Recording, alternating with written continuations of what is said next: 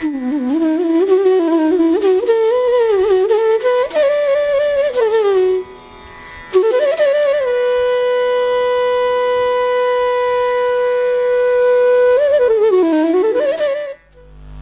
Atmapriyanandaji is the Vice Chancellor of Ramakrishna Mission Vivekananda University, a multi-campus university trying to actualize Swami Vivekananda's educational vision and devoted to teaching and research in a variety of unique faculties. On account of its unique features, particularly its emphasis on gap areas scarcely addressed by the conventional universities in India, this new university has been awarded full membership of Global University Network for Innovation. A Europe-based global organization, GUNI, networking universities with social commitment. Swami Atmapriyananda received his PhD from the University of Madras in theoretical physics for his work in practical theory and has a number of research publications in reputed international journals. Inspired by Ramakrishna Vivekananda ideology, he joined the Ramakrishna Order of Monks in 1978 and was posted at Ramakrishna Mission Vidya Mandira, a premier college of Ramakrishna Mission at Belur Mutt, where he taught physics for nearly 25 years, besides serving as vice principal and principal for 19 years before taking charge as vice chancellor of Ramakrishna Mission Vivekananda University in July 2005. Swami Atmapriyananda participates on invitation in various religious and educational seminars, symposia, colloquia, workshops and conferences in India and abroad, organized by universities, research institutes and religious organizations on the subjects of his interest as mentioned above. He toured Europe twice during 2008-2009 on invitation to act as a resource person at international and national yoga conferences in Italy, organized respectively by Sarva Yoga International and Italian Yoga Federation. As a member of the ELISA Board of World Religious Leaders, an arm of ELISA Interfaith Institute, a global organization working for interreligious understanding and peace, he attended on invitation a conference at Haifa, Israel in October 2009 on the future of religious leadership. He was an invited speaker at the Parliament of World Religious organized in Melbourne, Australia in December 2009 on the training of religious leadership in multi-religious world. Swami Atmapriyananda will address the gathering on will give concluding remarks. Om apyayantu mamangani vak pranaschakshushrotramatho balamindriyani cha sarvani sarvam brahmopanishadam maham brahma nirakuryam mama brahma nirakarot anirakaranamastvanirakaranam mestu Tadatmani nirateya upanishatsu dharmas te mayi santo Om Shanti Shanti Shanti Namah Shri Yatirajaya Vivekananda Suraye Satchit Sukha Swarupaya Swamine Tapaharini. Revered Swami Vishwatmanandaji Maharaj, the chairman and the president of this session, Revered Swami Jitakamanandaji, the Adhyaksha of the Ramakrishna Mutt at Mangalore, all the dignitaries in the dais,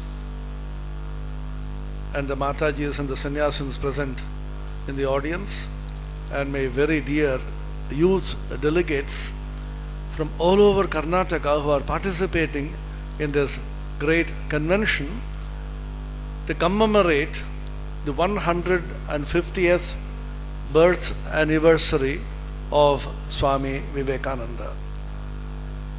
I am sorry, I can understand Kannada, but I cannot speak it.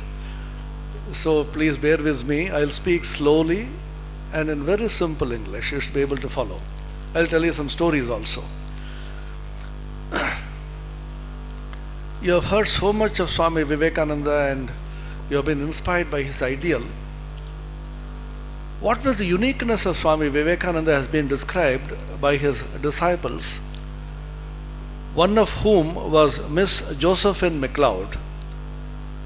She was an American woman, very aristocratic lady, who did not choose to call herself a disciple, but called herself a friend of Swami Vivekananda. When she wanted to serve India and wanted to come away from the United States, India was a slave nation at that time. Poverty and squalor and superstition were everywhere. The British denied us all the facilities which we possessed before they came. She wrote to Swami Vivekananda, I want to come and serve India in India. Swami Vivekananda wrote back, come, if you want to see poverty, squalor, superstition, and illiterate people wearing the loincloth, talking big philosophy and religion. If you want to see anything else, please do not come. We can't bear one more criticism. And the next steamer brought her to India. In the reminiscences of Swami Vivekananda, she writes, one of the most unique characteristics of Swami Vivekananda was his absolute lack of self-consciousness. Swami Vivekananda did not know that he was so exceptionally great. The beauty of great people is that they are not aware of their greatness. Other people have to tell them that they are great. The sun, for example, the Surya, which we see every day, does not boast of its greatness that it gives so much of light and power and heat to the world. When Swami Vivekananda was struggling to enter into the Parliament of Religions, he lost the credentials. There was a great professor, John Henry Wright, was a professor of Greek in Harvard University at that time, spoke to Swami Vivekananda for half hour and wrote 2 sentences, which, according to me, is the greatest assessment ever made of Swami Vivekananda after only Sri Ramakrishna's. He wrote, to ask this young man for credentials is like asking the sun what right he has got to shine. He is more learned than all our professors of the Harvard University put together. That was a great assessment. And Swamiji did not know his own power. And Sri Ramakrishna predicted, prophesied, when Naren knows who he is, where he came from, what his intrinsic power and swarupa, he will not any longer live in the body. He will give up the body in samadhi. He came to know about his real nature, which was hidden from him only on the last day, where he exclaimed, if there had been another Vivekananda, he would have known what this Vivekananda has done. And he added, but in time, how many Vivekanandas would come? Swamiji had so much of faith in human potential, human goodness, and human power. You can become great. He used to quote a Sanskrit verse from Bhavabhuti, a great Sanskrit poet. Utpatsyete mama kopi samana dharma kalohhyayam niravadhi vipulacha prithivi. Somewhere somebody will rise from among the devotees of Ramakrishna who will be like me, who will be able to understand me. So much has been discussed about the teachings of Swami Vivekananda. I will just highlight to our young friends here, to carry this message home in a nutshell, of Vivekananda's teachings: purity, unselfishness and truth. Purity, pavitrata; unselfishness, niswarthata; truth, satyanishtha. If these three you possess, you will be able to manifest the full glory of both the human and the divine of which you are composed. We do not normally discuss this important aspect of purity during youth, what Swamiji called the brahmacharya, which means control of the senses. Our senses are constantly outgoing. Elders usually don't discuss this aspect with the youngsters, so that the youngsters, after realizing the importance of this too late, repent. Remember, you can't be a slave to your senses. Your senses have to be your slaves. The real mastery is the mastery of one's own self. Swami Vivekananda sang in his song of the Sannyasin, "He conquers all who conquers self." You should be a master of your own self. My senses can't cheat me anymore. My eyes, my ears, my tongue, my nose and my skin, Shabda, Sparsha, Rupa, Rasa and Gandha, which are constantly deluding me to go after the outside world, have to be kept in check, turned inward, and the higher inner human divine potential has to be manifested. This is not an easy task, but it is not an impossible task. Swamiji said, you try this. You have to be a master of yourself. I'll give you a few examples from his own life to illustrate this. Swami Vivekananda, at the peak of his glory, his youth power and his intellectual prowess, his spiritual glory was being manifested at the highest level when he was in the United States of America. All of you know, Swamiji was not only a spiritual giant, a religious leader, but was very fond of games and sports and all kinds of gymnastics, athletics. He was a great wrestler. He was a great horse rider.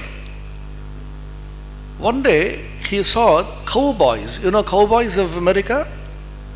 The jeans pant which we wear, some of you have come with the jeans pant, is all borrowed from cowboys. Whatever the degenerate American culture throws at India, we pick up as a great culture. Somebody wrote, we should pick up the day culture of America, not the night culture. Day culture is punctuality, devotion to duty, integrity, hard work. Swamiji wanted that we should pick it up. The cowboys were practicing shooting. What was the exercise? Egg shells were floating on the river. You understand egg shells? Egg shells are very, very light. They are carried away the current so swiftly. They were trying to shoot at the eggshells. Every time they failed. Because by the time the bullet reaches the eggshells would have been carried away by the stream, fast moving stream. And Swami Vivekananda was looking at them and laughing sarcastically, derisively. They said angrily, do you mean to say it is easy? Can you try? Swamiji said, I can. He took up the gun every time he shot. They were simply flabbergasted. Sir, how long have you been practicing shooting? Swamiji smiled and said, this is the first time I'm touching a gun. Then he said, you know what is the secret? I told my mind, oh my mind, concentrate and shoot. And it did. My mind has to be my slave. It shall obey what I tell it to do. That is the power of purity, brahmacharya, and the power of concentration. Swamiji repeatedly said, concentrate, concentrate, concentrate. In fact, he said, if I was given to do education over again, and if I had any say in the matter, I would not teach anything at all. Very interesting. If you go to schools and colleges, no teaching. What is being taught? I will teach them the power of concentration through purity. The power of brahmacharya and the power of concentration. Through a concentrated, pure mind, they will be able to pick up every piece of information, knowledge at will. Repeatedly he mentioned this, the power of purity and the power of concentration. And this should flow through service to society through unselfishness. On another occasion, the cowboys once again challenged him. Swamiji always talked about the Atman, the undying Atman, the undecaying Atman, the power of the self within, and you are that infinite entity. Don't be afraid, be fearless, Abhi, Abhi mantra and so on. The cowboys wanted to test him. They put up a temporary podium by inverting a bucket. Then Swamiji stood on that. Swamiji would have to speak for 1 hour on Vedanta, on God, the undying essence in man, the supreme reality and so on. And they will be shooting at Swamiji. They were extremely careful ainsmen. They could shoot very powerfully, exactly, and the bullets will be just passing, whizzing by his ear. And the Swamiji became afraid and he shook his head in fear, his ear will go. That was the challenge. Think of that, so thrilling. It can match any modern adventurous movie.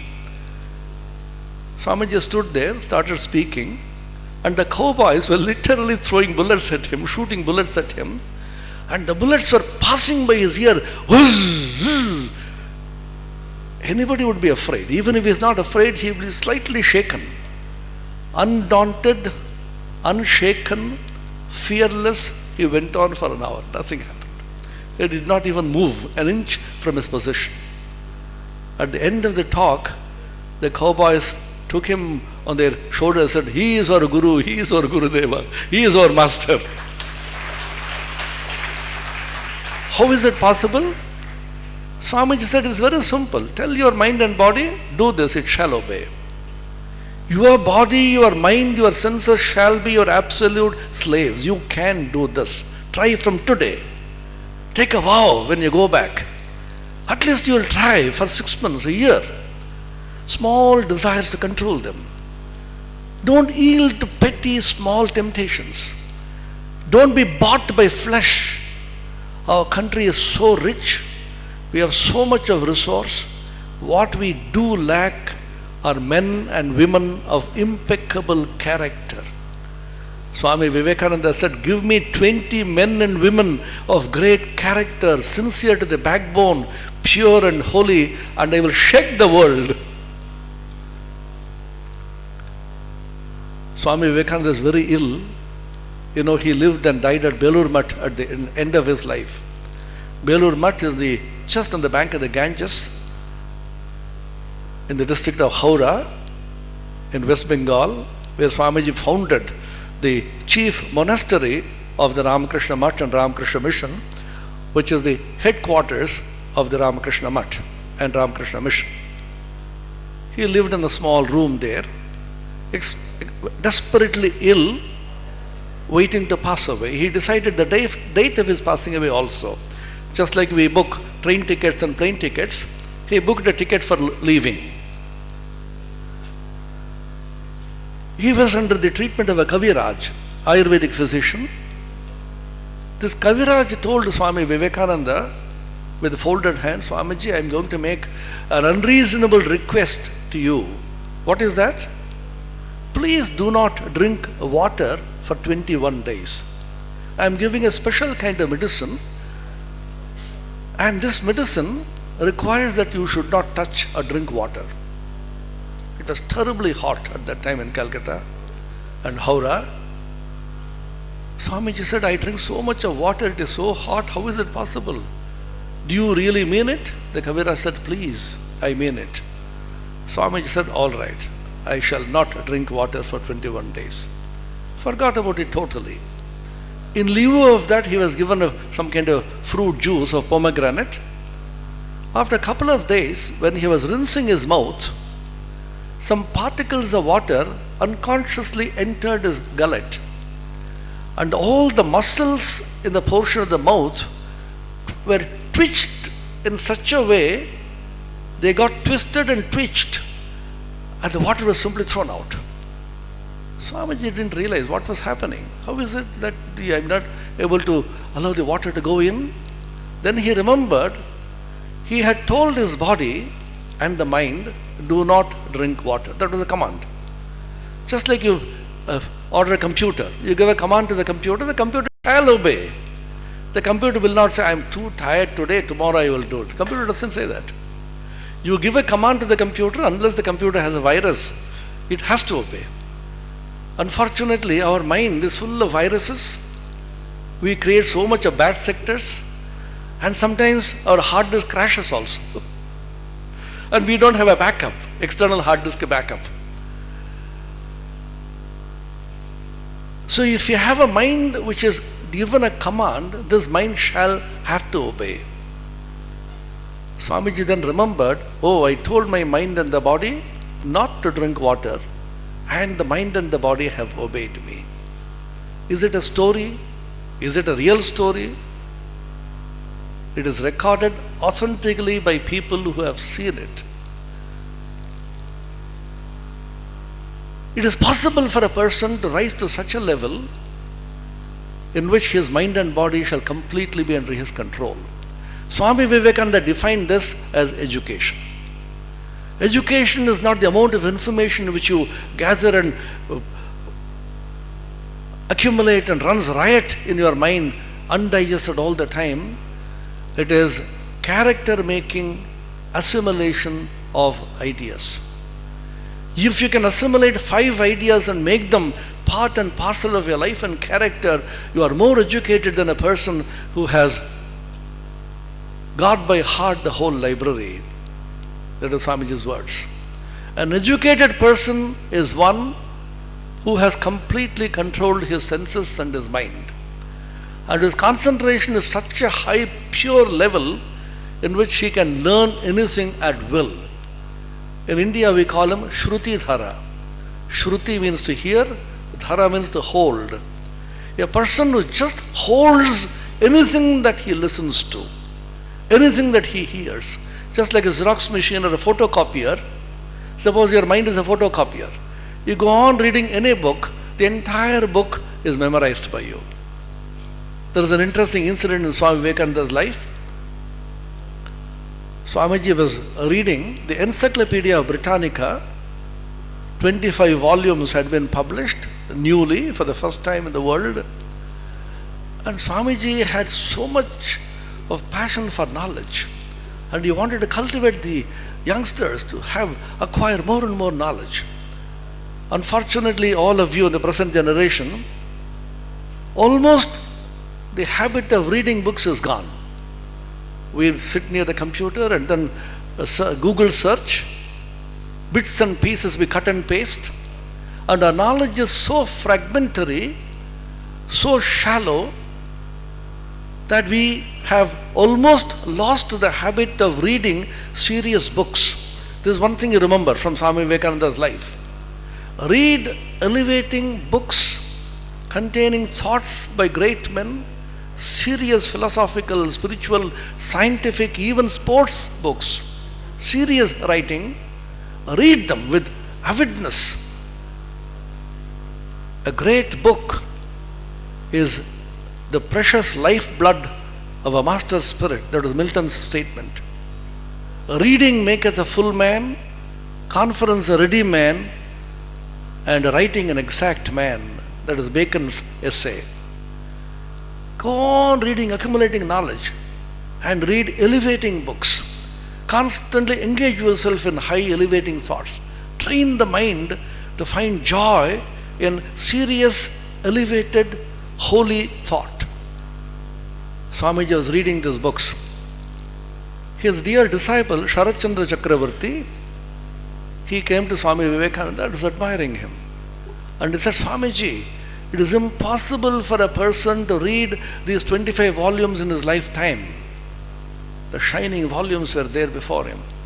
Swamiji smiled and said, you fellow, what do you mean? I have finished 10 volumes and am reading the 11th volume. You ask any question from these 10 volumes, I will answer. The Guru asking the disciple to test him and preparing for the challenge. The disciple also tested his Guru. How? At random he picked up a volume, volume 7, opened a page, and then asked him the content of that page. Swamiji not only repeated what is contained there, and on many occasions exactly repeated verbatim the very words. 6th volume, 5th volume, random. When he passed the test, Sharat Chandra Chakravarti, as we normally do, oh Swamiji, this is superhuman power. This is not in the limit of ordinary human power. This is one thing Swamiji hated. All of us in India are hero worshippers. Oh, Swami Vivekananda is my great ideal. He is the leader. We shout, Jai Vivekananda ki Jai, but we don't follow. To follow Vivekananda is not easy. To worship him is easy. Therefore, Vivekananda said, if somebody does arati before me and then worships me, I will become a ghost and break his neck. That means, don't idolize me. Don't make me a hero, but follow my teachings. It is very easy to idolize anybody. Hero worship is very easy. But to be able to follow his teachings requires a lot of concentration, self-control, purity, higher level of elevation of the mind and so on, which Vivekananda wanted. So the disciple said, Swamiji, this is a superhuman power. Then Swamiji scolded him. You fool! There is nothing called superhuman. Everything is possible for the same human mind. If I can do it, oh, you also can do it. This is the challenge that Vivekananda gave, just like in the Upanishads gave this challenge. The last verse of the Kathopanishad, Vivekananda is so fond of this. Somebody was mentioning the character of Nachiketa yesterday, that our Chakravarti ji was mentioning. Nachiketa's character in the Kathopanishad. The very last verse says, this great knowledge of Brahman was imparted to Nachiketa, the boy, the disciple, by the Brahma Vidya Acharya, who was Yama himself. And having realized this knowledge, Nachiketa became immortal and crossed over to the other side of mortality and became deathless. He conquered death. And the verse ends by saying, anybody else, anywhere else, at any time, will also achieve the same result if he follows the same path. Mrityu proktam nachiketo talabdva vidyametam yoga vidhim chakrishnam brahma prapto virajo bhut vimrityuhu anyopyevam yo vidadhyatmameva anyopi yo vidadhyatmameva. Anybody else will also get the same result. This is the challenge of Sanatana Dharma, of the Vedantic wisdom, which says that it is not confined to any space or time. If anybody can attain to knowledge of the infinite wisdom at any time in the universe, anybody else also, anywhere else, can attain the same wisdom. There's nothing secret about it. Swami Vivekananda is very particular. Don't make this vidya secret. The Rahasya Vidya is very secret. In one letter he writes to Alasinga Perumal, no shilly-shallying, no esoteric blackguardism, no secret humbug, nothing shall be done in a corner. Truth shall be as open as the daylight and shine upon everybody. So this great message of Vedanta which he preached, everything is open, and that you are. You are the infinite power. You can manifest it through purity, truthfulness and unselfishness. Remember these three great virtues which Swami Vivekananda spoke about. Practice it in your daily life, and you will find within a few months some special power is coming to you, and you are able to remember many things which you used to forget earlier. Swamiji said, call up this Atman and see how it awakens. Power will come, glory will come, grandeur and greatness will come. All that is good and great will come when this sleeping soul awakens to its self-conscious activity. Swami Vivekananda said, I don't preach anything. I only say, awake, awake, awake, awake. Uttishtata Jagrata. So we pray that these 2 days of Vivekananda Chintana, Vivekananda Manana, Vivekananda Nididhyasana which you went through, this exercise will stand you in good stead, and saturated by Vivekananda's thought, the sleeping soul within you will awaken, and you will do extraordinary things for the good of society and for your own emancipation. Atmano mokshartham jagat hitaya cha. Thank you.